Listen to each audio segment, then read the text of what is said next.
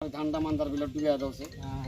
আমরা তো পাকা বাড়ি করে দিতে পারবো না কাকা, আমরা পরিবেশ করে দিলে ফসলটা কিভাবে ঘরে তুলবে, কিভাবে শান্তিতে থাকবেন, চুরি ডাকাতি হবে না, নিশ্চিন্তে ঘুমাতে পারবেন। এই তো আমরা পরিবেশ করে দিব, আমরা তো পরিবেশ করে দেওয়া পারবো। আমরা তো আর নেমতপুরে যত ক্যানেল ছোটখাটো আছে সব হ্যাঁ ভাই হলো ক্লিয়ার, কিন্তু এই হ্যাঁ। ক্যানেল যত নিচে তার চেয়ে হলো নদী হলো গভীরতা কম, এইজন্য আচ্ছা বৃষ্টি হয় ওভারফ্লো হয়। ভারত ফোন করে কেমন আছিস, তা বলে আমার চেয়ারম্যান মদ্দা চেয়ারম্যান আছে, আমার কোনো এতই শান্তিতে আসি। হ্যাঁ, কুকিমের সাথে এইভাবে গল্প করি।